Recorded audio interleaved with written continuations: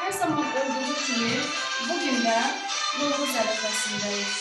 Novruzun gəlişiyle Ramazan ayının mənəvi huzurunu eyni vaxtda təsadüf etməsi təbii ki bizler için iki qat bayrama çevrildi.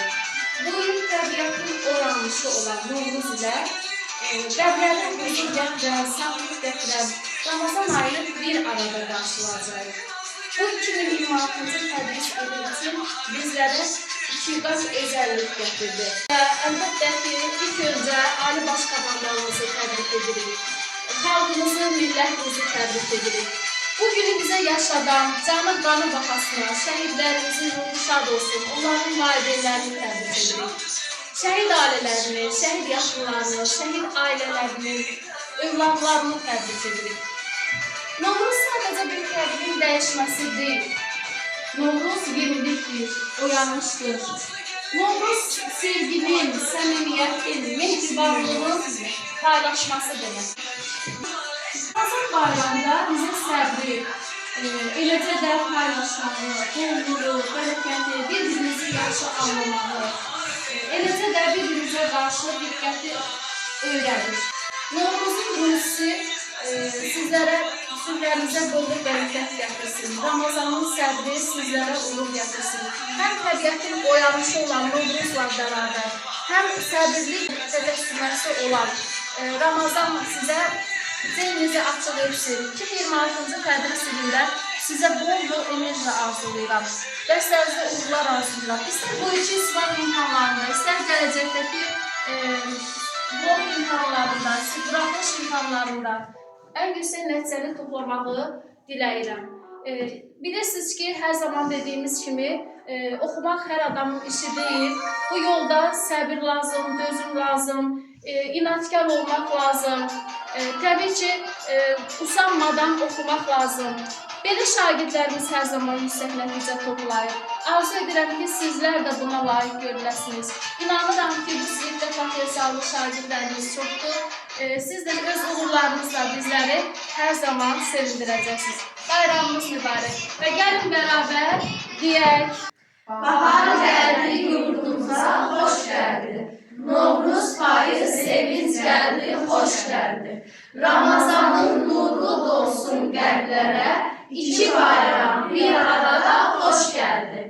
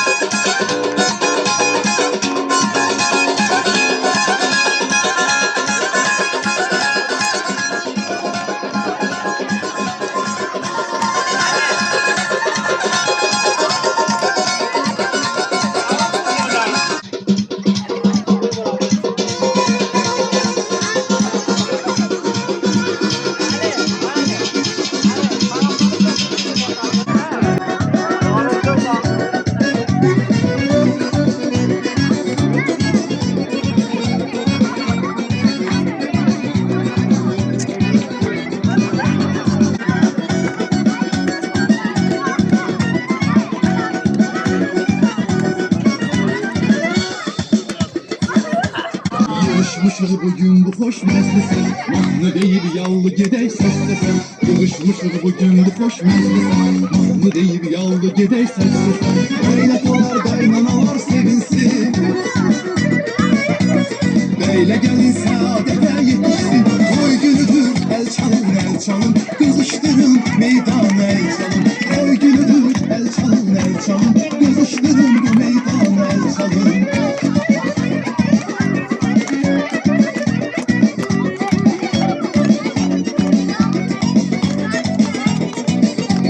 Meclisimiz yavaş yavaş kızıştı, oynayanlar birbirine karıştı. Meclisimiz yavaş yavaş